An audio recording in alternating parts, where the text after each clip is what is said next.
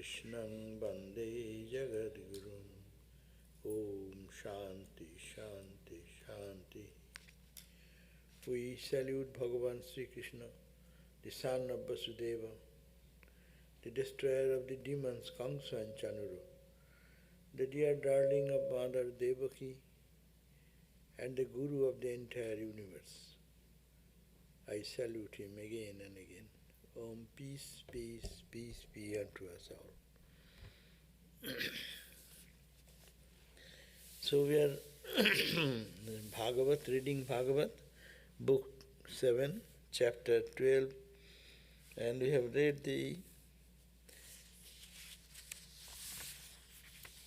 duties and behaviors of verse number have chapter 13, verse number 7. 7. So we are reading, Narada was giving the advice, and this old tradition of India, what is the duties of each varna. Someone is Brahmin, Kshatriya, Shudra, also Brahmachari is 4 stages of life. So what is the duty of a Brahmachari?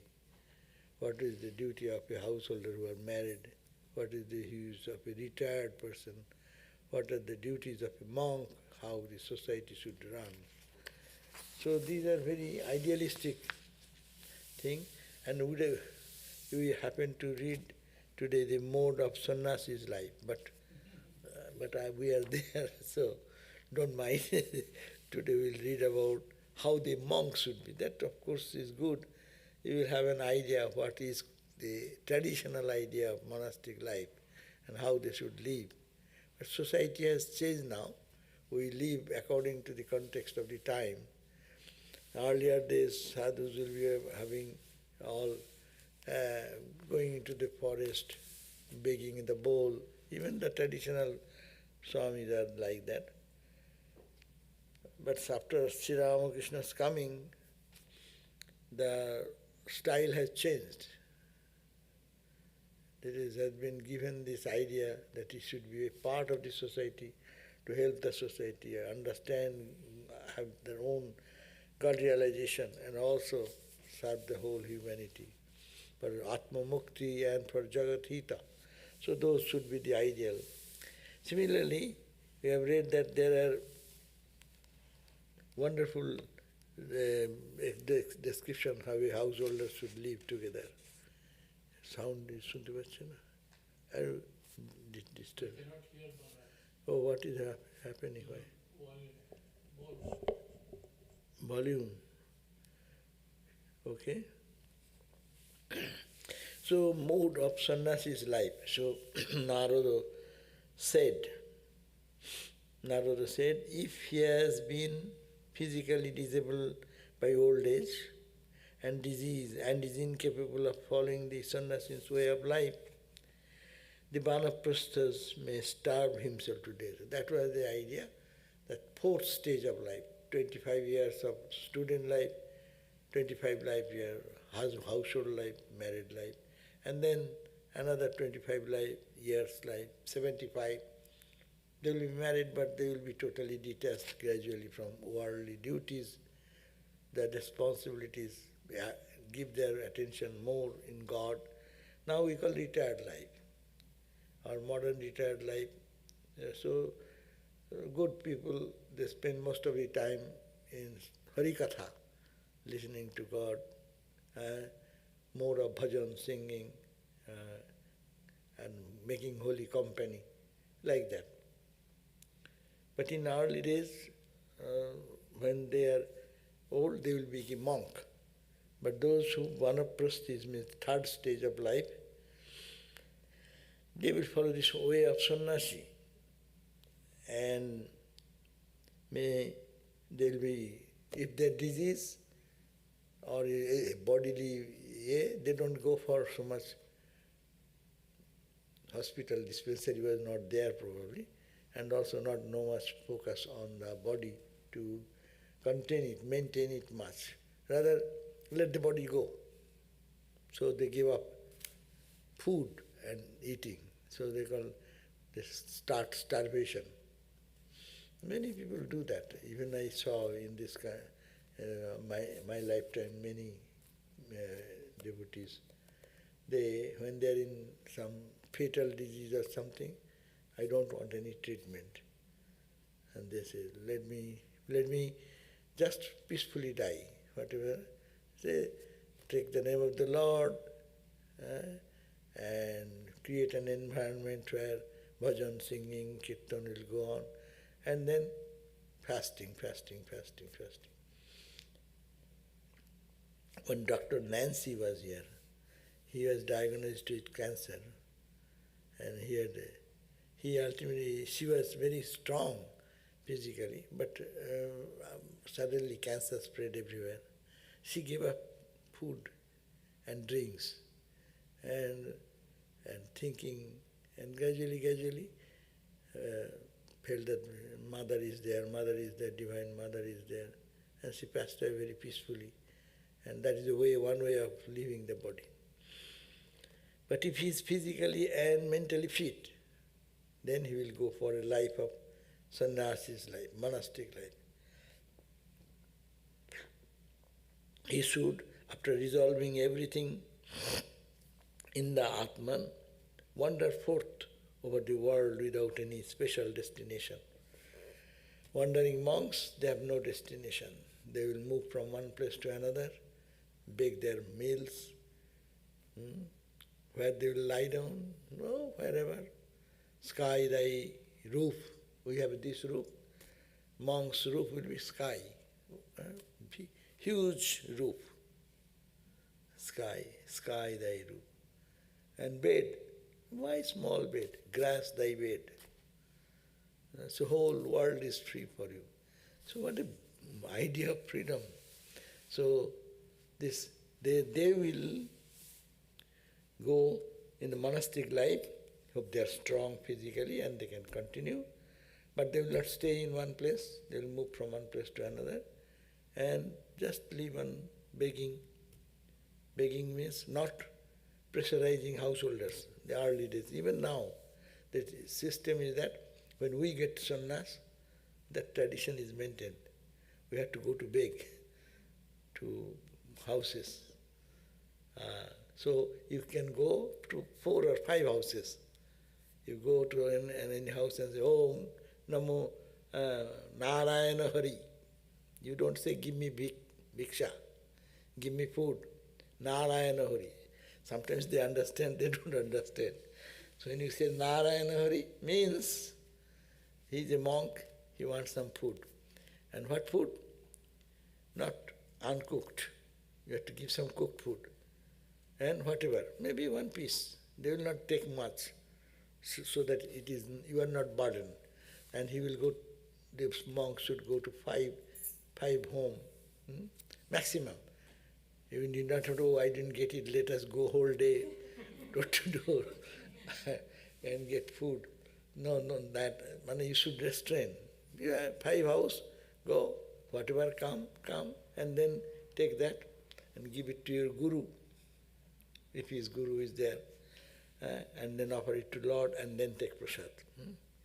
So, very restricted life and very life of freedom, no responsibility for the whole world, only responsibility to live in divine consciousness. And that is, people may say, oh, that's selfish life. In one sense, we can think it is selfish, but no, they are the balance maker. So much nonsense goes on in the world. These people only, they are the balance, they make the balance, not burdening the society. Think of the good of the world. When you think of divine Satchidananda self, then you become pure and you radiate purity. Your thought vibrates in the heart of others. That's a blessing for. So, they, in another sense, Swami Vivekananda said that a person, if he is thinking of holiness and love and God, they are the benefactor of the whole world. because they are thought of, pure thought for the good of humanity, can touch, penetrate the rocks and mountains and travel all over the world. Distance is no issue there. Mind is mind. Mind is one mind. Vedanta teaches there is one mind. It is all interconnected. Your mind, my mind, and the mind of the entire universe. That's called the cosmic mind. See, and that is one mind. So if you can give a blow in one point, it will vibrate in the other areas. Good, good, bad, bad. But monks should live for the thinking of the holy thoughts of others, good thoughts of others. He should carry, he should resolving everything in the Atman. His day and night should be concentrating that I am Atman, I am pure, I am birthless, I am deathless, that because he is taking the vow of sannyas. It is actually, sannyasins should, they say, day and night they should think that I am the pure self. I am not this body and mind, not limited in that. So he should, after resolving everything in the Atman, wander forth over the world without any special destination. That means people used to go India full of places of pilgrimage, one place to the other place, to the other place, and visiting temple and talking to people of spirituality. Ramakrishna, when he was small in Kamarpukur, he used to see that many sadhus, holy people, wandering monks used to come near that Kamarpukur, this birthplace. And they used to stay overnight. There are some night journey. So there is a halting place, inn, and there some hut is there. So sadhus will stay for one night and then go away. So Ramakrishna used to serve the sadhus so much. They bringing, when he was a small boy, he used to bring water for the sadhus, firewood from the collected from the local people, and then give it to the sadhus. So they have no attachment. Why moving from one place to another? If you stay little longer anywhere, you feel identified, attached, and then very difficult to detach again. So they should not get attached, that's why they move from one place to another. He should carry body alone with him. Body alone means not the whole suitcase full of, like as we travel, all my goodies and necessities, food, dry food, this, that, and then whenever I need, I open my box. I may not go to purchase, but I have enough stock in my baggage. No baggage. What is the baggage? Body is the baggage. And but modern, some sadhus carry maybe little water pot, one stick. That is a religious background is there. There is a stick, Dandi sadhu. That's why it's called. There is one type of sadhus. They're called Dandi sadhus. Danda means stick. They hold the stick all the time. And that stick is given that, but we also got that danda. But because you have to work after sannyas, then we offer it to Mother Ganga. So otherwise you have to stick, you have to hold on all the time.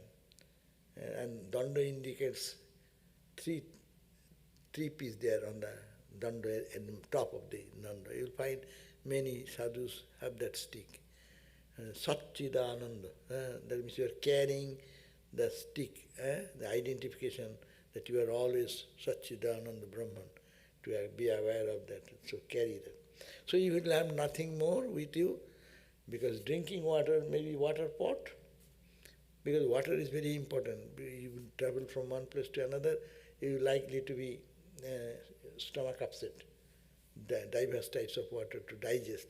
So you carry some good water from some place and can carry and drink water. So water pot and danda kamandalu. That's why it is called danda kamandalu. Kamandalu is the water pot and danda is the stick. He should carry the body alone with him. Stop in no village for more than a day. That was their style, so that you don't get identified or entangled into any place. and depend on no one for anything. We depend our everything on someone or other, no? But sadhu will depend on God and God alone. And they even, what will happen if I fall sick? This question does not come in their mind. I was one time going to such experience. So, with my baggage, we are Ramakrishna Mission sadhus. So I got some vacation. So I thought that I will go to a holy place and do austerities and beg on alms and do that. Many sadhus have that experience. So, and I went there, but when I went there with my one roll, minimum, a little one blanket and little, just to lie down somewhere. But that is a luxury for a monk. Then we are going, and then and the place I was there, there's a ashram. But it was a little crowded because it is many visitors come, devotees come, and so suddenly one sadhu came, wandering sadhu came, and I said, I want to go to some isolated place. Where is that? Then he said, Jaiye kahin bhi, go wherever you like. Go wherever you like means he is just coming from visiting some isolated place. Only, but I will go there, but how shall I survive? Who will feed me? And then he got so much angry. You sadhu, you are thinking of food. Because we already habituated morning breakfast, lunch, supper, etc., etc. But anyway, that means they depend on God so much. And you will just be wherever you are, in the jungle, in the road, the whole world is open. Isolated place. Himalayas are there. Go to the deep cave there. Go. So that means the whole world is open for them. And they are not bound by anyone's dictation, and they don't have to depend on anybody. Jahi vidhi rakhe Ram, tahi vidhi rahiye. They are established in that spirit. Whatever God brings, okay. Kabhi mutti bhar chana, kabhi ghee ghana, kabhi wahi mana. They live in this idea where a sumptuous food is offered to you. Okay, God has sent, eat it. Mutti bhar chana. You got one morsel of grain, or what do you call,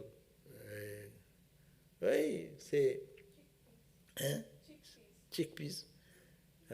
And sometimes ovi mana. Sometimes you don't get it. Drink water, bas, finish. Why do you depend on anybody?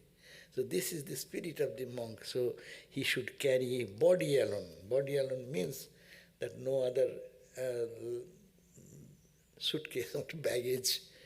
Thakur used to say, Ramakrishna used to say, if you find a sadhu always having bag and baggage and putting some things, sadhu should be open.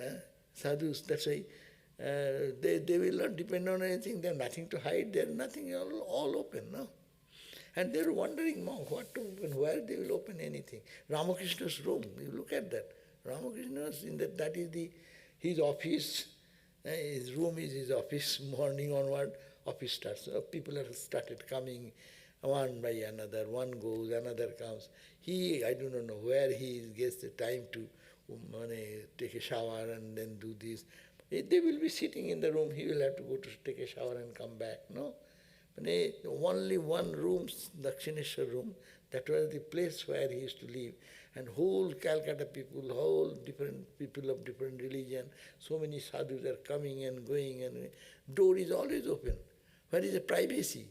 We need privacy. But a monk should not have ideal monk.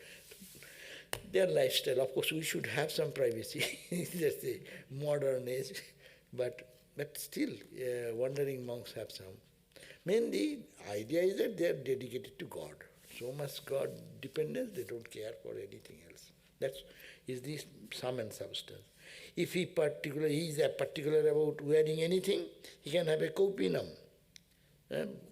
loincloth, and nothing more. Bas. That's why sadhus are all bare-bodied, only one cloth, maybe someone is covering the lower part, someone covering only one part. That's enough. In our early days of Belur used to have that. One cloth, cut it into two pieces. One make a lower cloth, another make a upper cloth. Because societies, people are coming, so we have become sophisticated now. Because we meet more people with work, our work situation and other things has changed. So you have to run a polytechnic, you are running a hospital, you are running a big school. You cannot sit with kopinam and run the show. It is society's need has changed and we are adapted to the needs. Main spirit of renunciation is there, but the external style has been changed.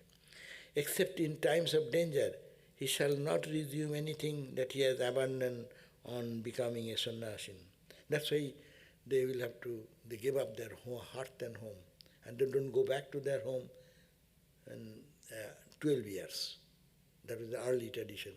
A sadhu leaving the hearth and home will not visit his parental home or anybody because there is a connection, old attachment. So, finish. After 12 years, to touch the holy birthplace, you can go and not stay there more than 3 days. Like those restrictions were there. Because you have your landed property. And after wandering for a few days, you feel that, oh, why this life? Let me go back. Then you go back again and demand your share of the property and farm money. And no such thing. Just you have given, got out of it. No touch, no connection. So, except in times of dangers, he shall not to resume anything that he has abandoned.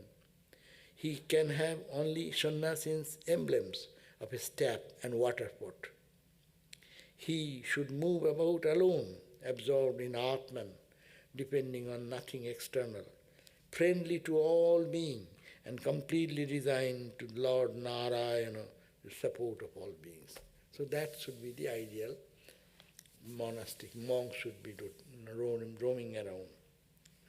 He should view this world as subsisting in the Supreme Spirit, who is none the less uninvolved in the cause and effect relation, and unaffected by any changes or transformation. The world will go on, so many things will happen. They don't get identified with it. They know that this is a society, life changes like that. God is alone, unchanging. So they keep their mind in God deeply, and then they don't get identified with anything. In everything that is bound by cause and effect relation, one should see the self. And they try to see God in everything. Something good comes, they think, oh, it is God's grace. Something bad comes, it's God's teachings. So they take everything as boon from God. Holy Mother said, dukkha, suffering. We look at suffering, evil. We say, why so much evil? In the eyes of a Brahmajnani or the Sannyasin, the cause is the same, only one cause. It's God's play going on. Good and bad, it happens. Everywhere this question nowadays more. If God is benevolent God, why He has created this trouble? Why is going on in the world so much of atrocities and that because it is a plan of creation, and creation means variety. Variety, good, bad, night. If there is night, there will be day. If there is light, there will be darkness. If there is happiness, there will be misery. If there is birth, it will have to die, death.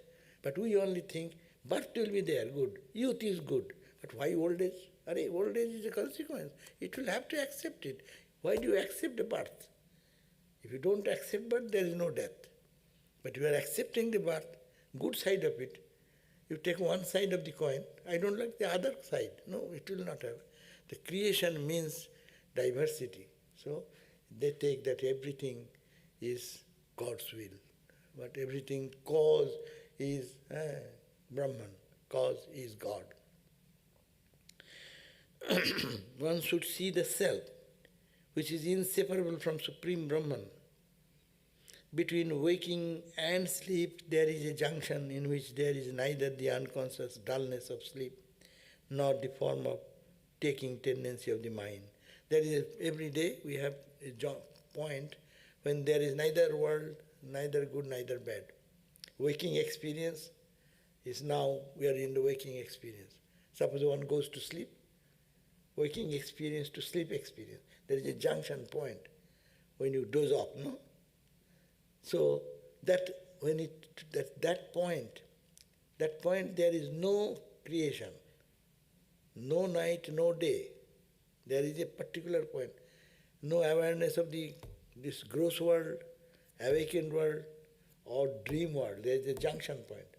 That is the point, unaffected point. That is the beyond creation.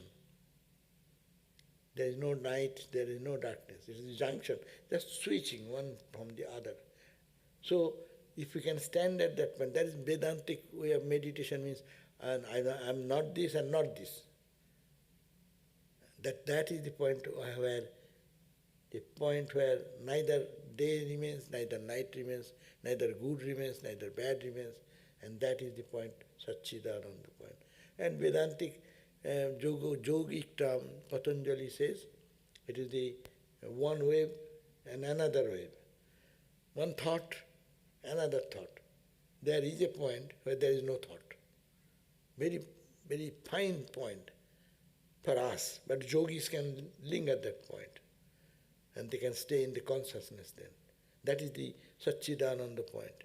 One is ripple, another is ripple. So there is a point touching the axis point, one point when it cannot be said that is the waking state, it cannot be said it is the sleeping state. So there is a point, and that point is the point of peace beyond duality. Otherwise, every causation is the creation. So, a close observer of this pure self-awareness will realize the true self as also the apparency of both bondage and freedom. Bondage and freedom are apparent. For us it is so real. But there is a point when no bondage, no suffering, no joy, no unhappiness. There is a point. But that point moves so fast, we don't perceive that. But yogis can just focus that point and it can extend. And then they prolong, they remain in that consciousness for a longer time. That's called samadhi. And dhanam, samadhi, meditation, and that expands. There, at that point, world does not remain, suffering does not remain, joy does not remain, all collapse there. That's why chitta vritti nirodha. Patanjali says the vritti of the chitta always ripple. Our vritti is jumping. In split second, so many hundreds and thousands of thoughts. But when one becomes spiritual, then what happens? One ripple and another ripple. There will be a point, no ripple point. So that is a close observer. Those who can observe this point, everyone can observe this point in our life, when there is a thought and where is no thought. And there is a particular point. Opposite of the two, there is a point of non-reaction point. And that is called the point of meditation point. When we focus for meditation, what we do? We don't want to think of that, we don't want to think of that, and we want to think of God. That is the first stage. But there will be a point. No thought of God, no thought of world. What will remain? That remains. That is called consciousness. So that is the pure self-awareness. They will realize the true self. As also they will understand this bondage and freedom are all apparent.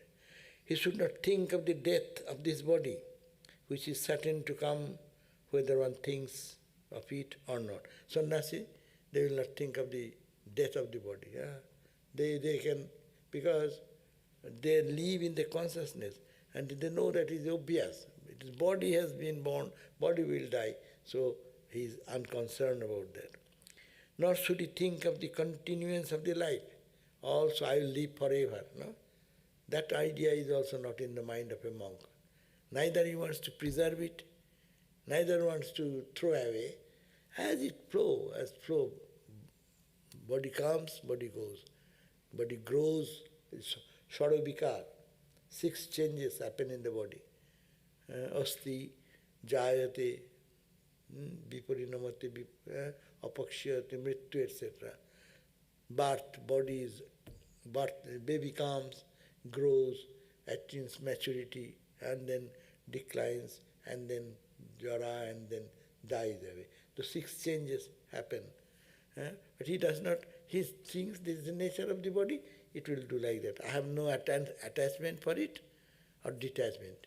So just let it go. I am to focus on the Satchidananda self,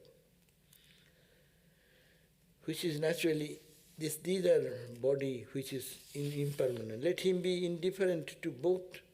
Let him think of time, capital time, which is supreme being himself in the process of bringing out and swallowing everything. Mahakala. That's why they think of Shiva. The time comes in the cosmic consciousness. It comes, as Ramakrishna said, that there is becoming big noise. Dum. What is that? Ravana is born. And within a split second another boom. What is that? Ravana is dead. In the eye of the Mahakala, great time, our existence is coming, going, ripple, bubble. Who cares for all these things? Time remains eternal. In an infinite eternal time, that Shiva's another name is Mahakala. That in infinite time, creation comes, creation goes. World appears, world disappears, no? In the history, if we look at the history of thousands of years, how many kings came, how many good people, how many bad people, how many fight, how many slaughter, all came, all went. It becomes a history only. So these are coming and going. But what does not come and go? Sannyasi, monk should focus on that. A sannyasi should not interest himself with the study of subjects that are not concerned with spiritual realization. That means they will always engage in study of the scriptures, Upanishads, Gita, Bhagavad, whatever they are doing. But no new philosophy has come after Ramakrishna. Whatever you do for the good of others, that is purifying. That is as usual as mantra japa. You can repeat the holy mantra, but you can do selfless work with the spirit of service. That is equal. No, that's why Swami Vivekananda said, I have prepared a new path. The people used to know that God realization is possible only by meditation, by Vedantic analysis. But I have prepared a new path. My children working for God and dedicating their life for God, they will realize the truth. And they will be Brahmagyanis. And that's true. So many sadhus we can look at in our tradition, they have practiced that and they have become like that. So a sannyasi should not interest himself with the study of subjects. And that also, as a monk, our objective should be to serve God in human being, not to indulge in worthless, useless, worldly talks. Rather, that's the new responsibility of a monk of the order, no? That you have to lead this monastic life, but at the same time for your self-realization, Atma Jnanam. Should not interest himself in the study of the subjects that are not concerned with spiritual realization. Nor should he take up any occupation merely for his livelihood. He should avoid sophistry and those who indulge in vain argumentation which serves no other purpose than logic chopping. Meaning, there are Pandits. Pandits are very happy with logical fight, argumentation. One dualistic philosophy fighting with a non-dualistic philosophy. Ramakrishna used to say, I don't like it. He used to leave those places. And Narada also, in Bhakto, for a Bhakta he has said, Bado navalambhyo. Bada means the intellectual argumentation should not be encouraged in monastic life, in devotee's life, because it is useless, worthless. If it gives you argument, leads you to your life to love God more, feel the presence of God more, that is meaningful. Only intellectually fighting what is true, Advaita Vedanta or qualified non-dualism or dualism or Sankhya, which is true, which is correct. It is useless wastage of time. Rather, they engage in the sadhana, spiritual practice. He should not strive to attract disciples and followers. The sannyasis, their life should be engaged for this purpose, not to attract, making big followers. Big followers means those who fans. He should attract sincere people who like to lead a pure life of self-realization, pure life of peace. So sannyasis should lead a life like that, and they make their disciples train in that direction. Ramakrishna trained his disciples in that direction so that they became a solace to the world. Christ came, Christ's disciples, they are trained to lead in the monastic tradition. They are all monks, no? All the disciples of Christ, no? How they live like wandering monks. Like Christ was a monk himself. He has no particular home for himself. He is only doing good to others and serving God. He should not strive to attract disciples or followers. Study many books is not for him. Not many books are necessary. Ramakrishna did not read so many books. Not even 1 or 2 books he used to keep in his room. And then someone used to come, they used to ask, read this. Otherwise they will talk, mundane talks, read that book. So I have seen many sadhus. And the many sadhus, people go to them and then within 5 minutes talk about their own mundane talks. Then he will say, read this gospel.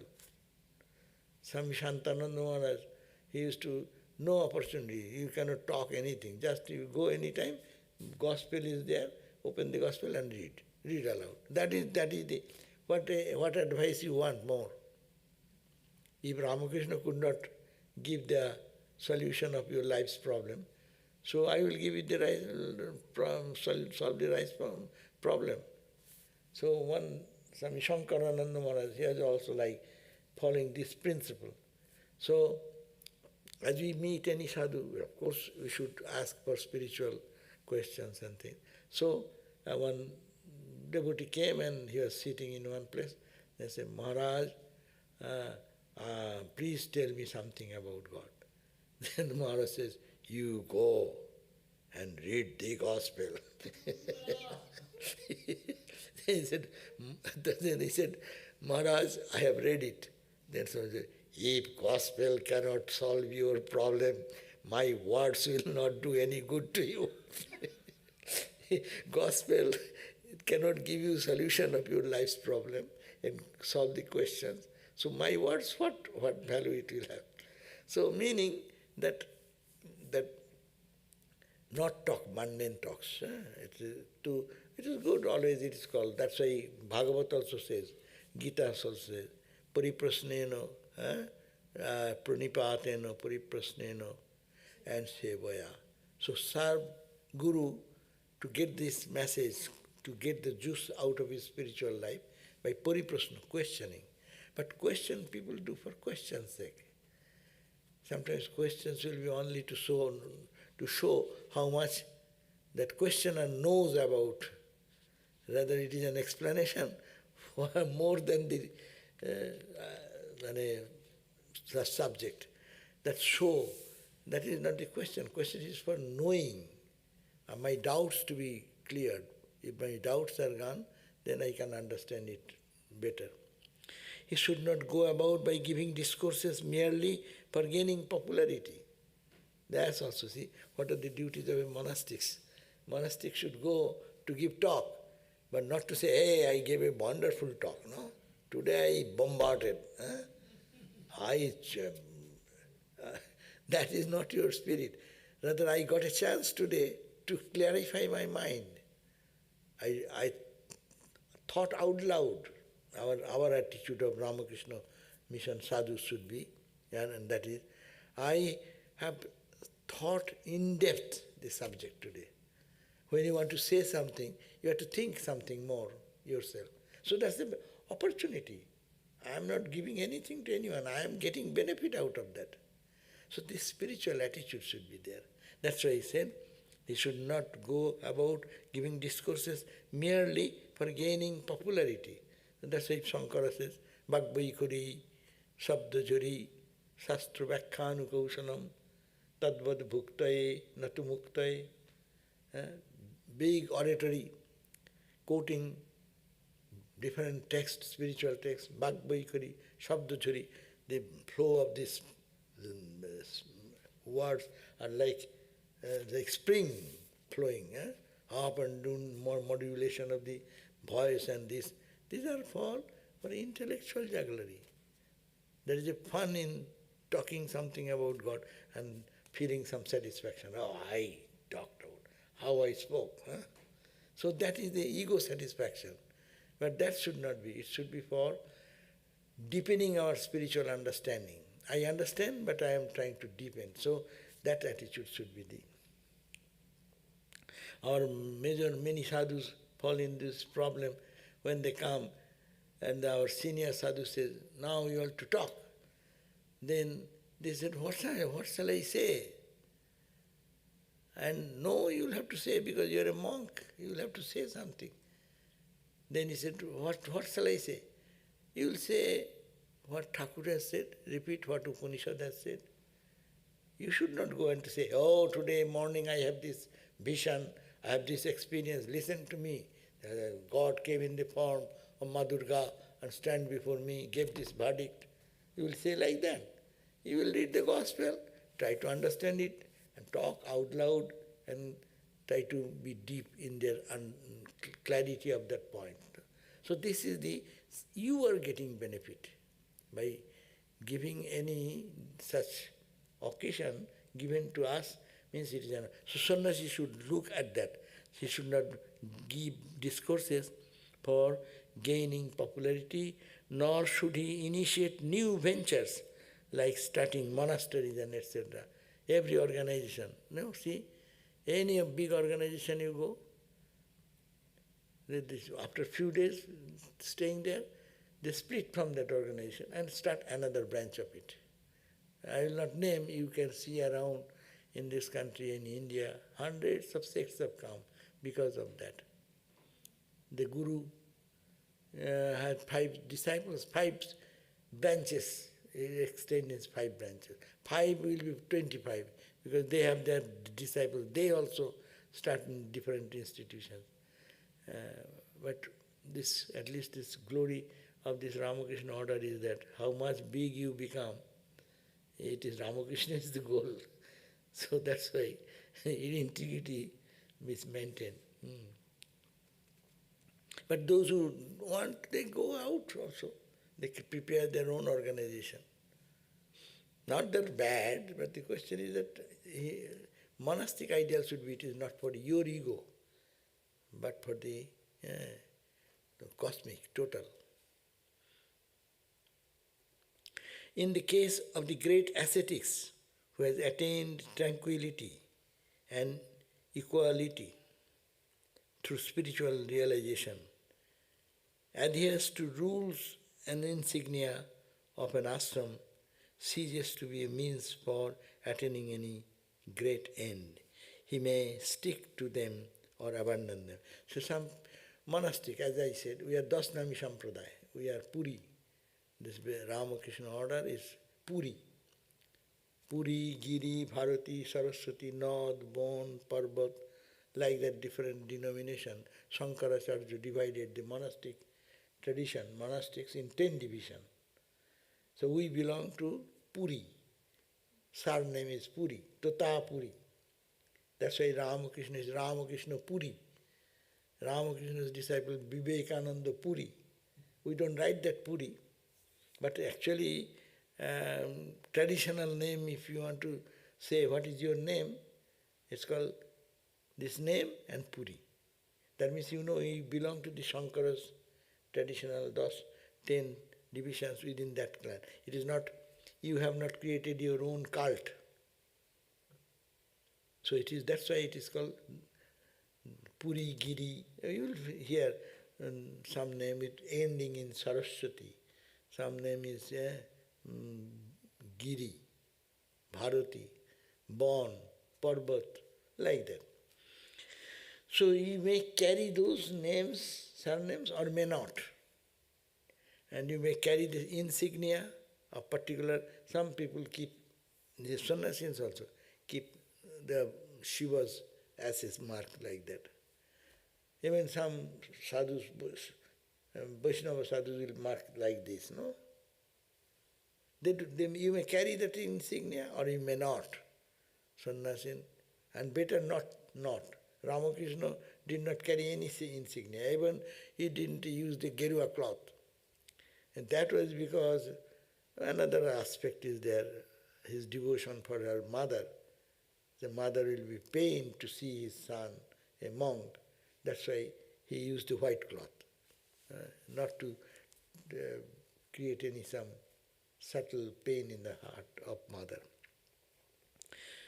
He may stick to them or abandon them. He may appear to others as one without any distinguishing insignia, but with his spiritual aura manifest. Not this external insignia by which you can be recognized. You are a Vaishnava sadhu, you are a Shaiva, or you are a Vedanta sadhu, no? But there are some insignia put into the body. Rather this spiritual aura, people feel in their presence, mood gets uplifted. They feel spiritually benefited. So that aura, he may appear to others as one without any distinguishing insignia, but with his spiritual aura manifest. That what is subtle spirituality, they can feel palpably. It is said that how do you know you have come to a holy man or a sannyasi, good sadhu? How do you understand? What? What is the sign of that?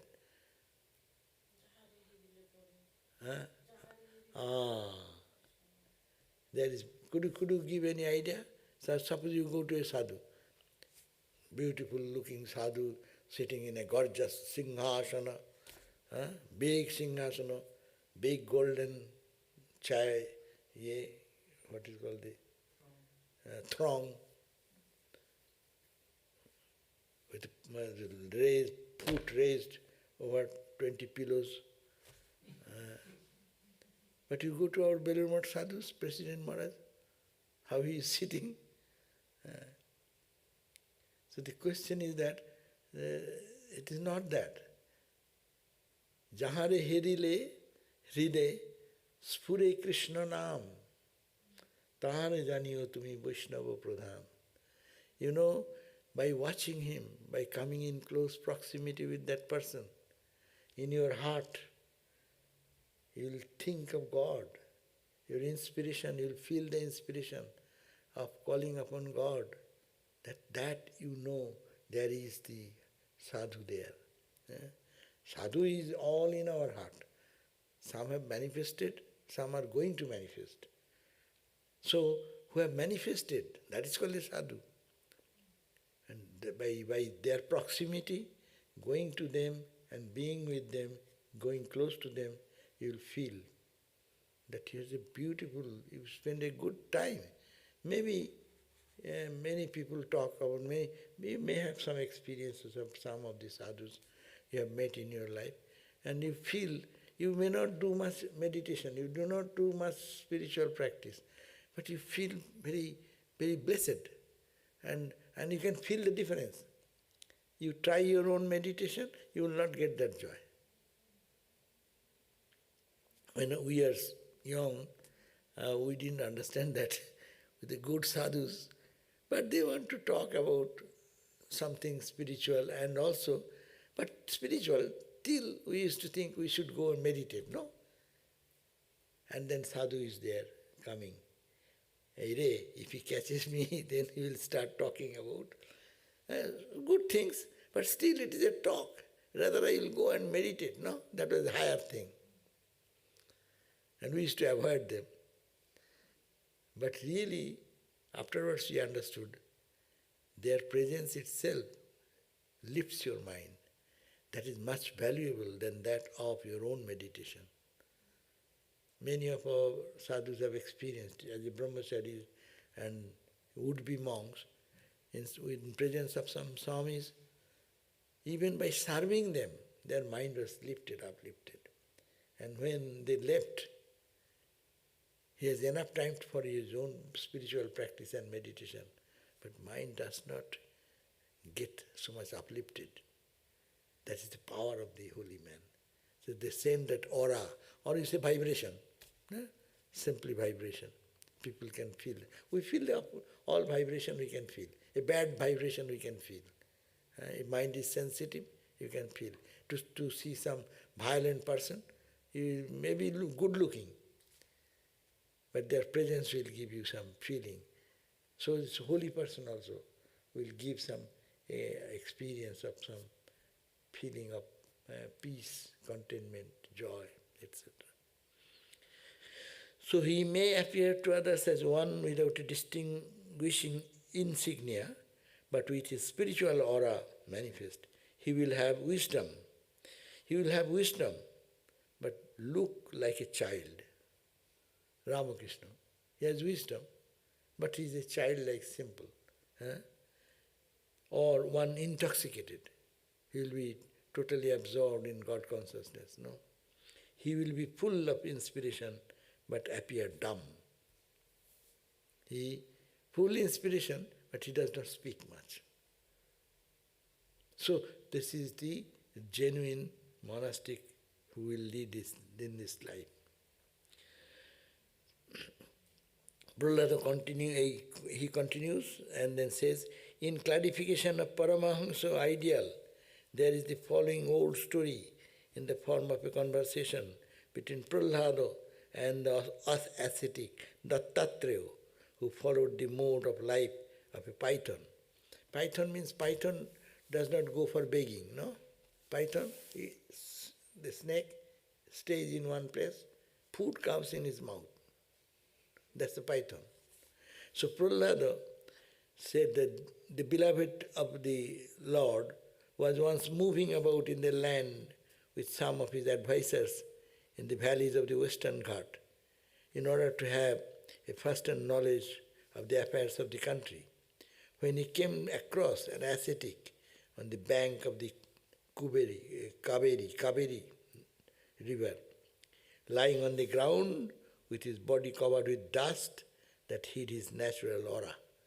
So Prahlada is relating a story that in his life, when he was moving about in the land with some of his advisors in the Western Ghat, and that on the bank of the Kaveri river, he found a holy man.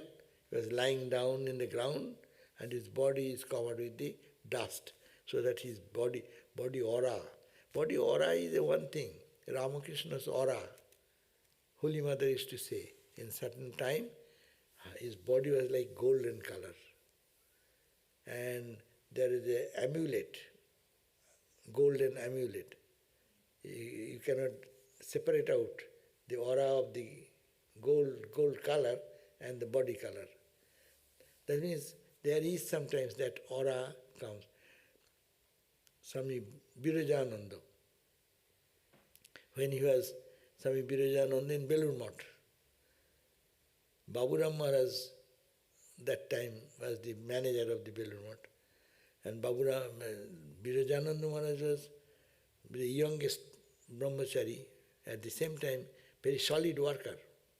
Day and night he will work, but whole night he will meditate. And with such spiritual integrity he used to practice, so his body will be so much glowing with light as it were. So Baburam Maharaj jokingly said, "Hey, Birajananda, don't go like that without covering your body with a shawl, otherwise the ladies will be attracted towards you." Saying that means a beautiful aura comes out of their body when you think very sattvika thoughts. So he says that Baburam Maharaj, that story, recent story, and earlier story, of course, there's Ramakrishna's body is like that. It is a spiritual aura, they call. So that he was caught to let people not get attracted. Ramakrishna said, when that type of aura was in his body, he said, prayed to Mother, "Oh Ma, please get in, don't come out like that. Don't get in, and get in, don't come out." That aura which comes out, the spiritual aura. So he was lying on the ground with his body covered with dust to hide his natural aura. None could recognize who he was from his action, appearance, or words. Nor did he bear the insignia of any varna or ashrama. That means he hiding himself from all, lest the people can disturb him. The great devotee Prahlada prostrated himself before him, touched his feet with his head, offered him worship, and entered into the conversation with him, inspired by his eagerness to know the truth. So Narada then understood. Narada is an ever-free soul. He is the lover of God, no? So he recognized that holy man, and he saluted and asked for his instruction. He said, "Sir, you, sir, have a heavy body, fat body, like a man, given to work and enjoyment, though you are neither of these. Only those who work will have money. Only men with money in hand can have enjoyments, and only those who enjoy the blessings of life have a fat body. You, who simply lie in a place without doing anything, cannot have any money, which alone can bring enjoyments for man. How is it that your body, without any object of enjoyment, has become so fat?" That means, how you are so happy? No thing of enjoyment is available, no good food is given, but your body is showing that aura. What happening? Where do you get it? If it is not improper, we want to know the truth about it. You are learned, capable, clever, endowed with astonishing powers of speech. You see all the world working hard, and yet you keep quiet, lying down in spite of your many capacities. So people learn a little bit, they want to show it to others. I know. If I know, I read one book, I will refer to that book to 100 people to know that I read that book. No? But there you don't express yourself, you don't depend on any enjoyment of outside. How you are so happy, how you are so peaceful, and how you become so contented within. Avadhuta's mode of life. Narada said, thus questioned by the king of the Asuras, the great sage was very much pleased by his nectarine words, replied with a smile. Avadhut, he is the Avadhut, he said, O great Asura, Asura means he is born in the family of the Asura. O great Asura, you know all about this by your spiritual insight. Yeah? You are asking me, but you know already by your spiritual insight why it is happening. You are one who has the recognition of all good men. You know what are the respective consequences of following the path of desire and the path of renunciation. You know, Avadhuta is saying, two paths, Preya and Shreya. One path leads to the worldly enjoyment, another path leads you to spiritual enjoyment. So you know these two paths. For in your heart, Narayana, the Lord of all-inclusive, self-conscious, dwells forever. So in your heart, you carry God. That's why your mind is pure. You know which path leads to God, which path leads to the world.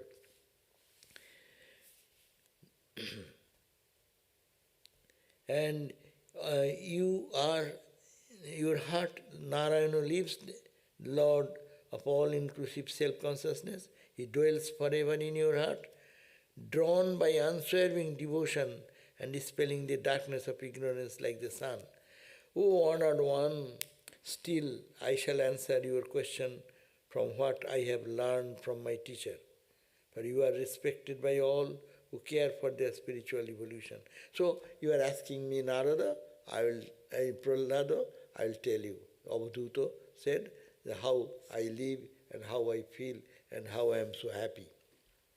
Desire, which remains unsatiated in spite of repeated experiences of highly exciting pleasures, entangled me in transmigratory cycles and took me to innumerable embodiments.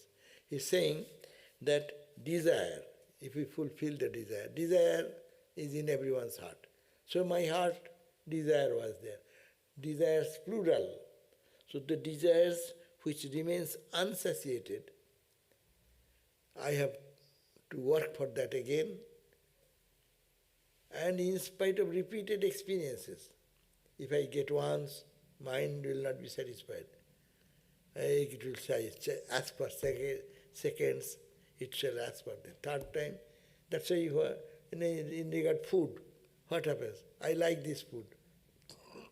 And if someone gives me second time, I am so happy. I want more. But again, third time, oh, it is good food. After so many days, I got this good food. That means desire is not ending. One fulfillment of desire leads to another desire.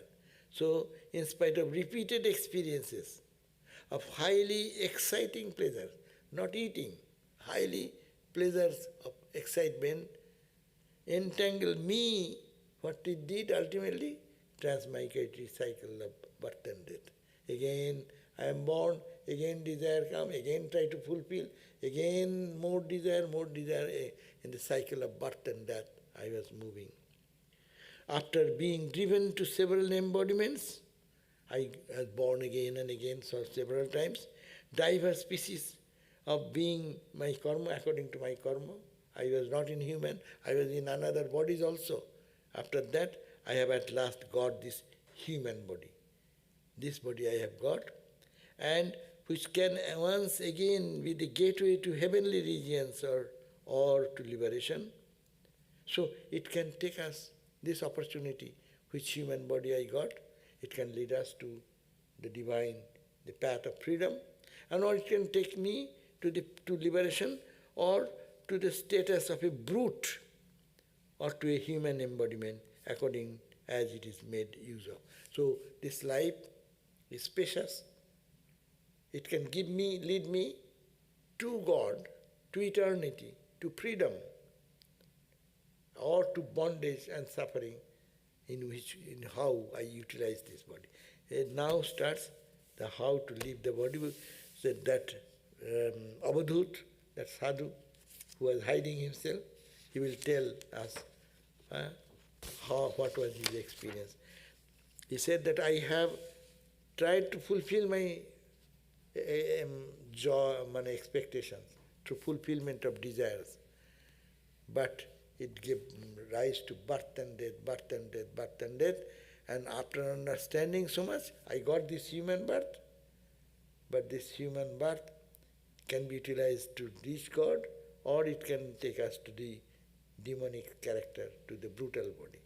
So now he will be saying how he withdrew from the life and remain in his own spiritual path and make him the great ascetic. Okay, verse number 24 we end here. 25 we will read the next day. 7:13:24. Om Shanti Shanti Shanti Harihi Om Tat Sat Sri Ramakrishna Arpanamastu. Okay, so we'll meet again at 7:30 for Upanishad class. Sheta Shetara.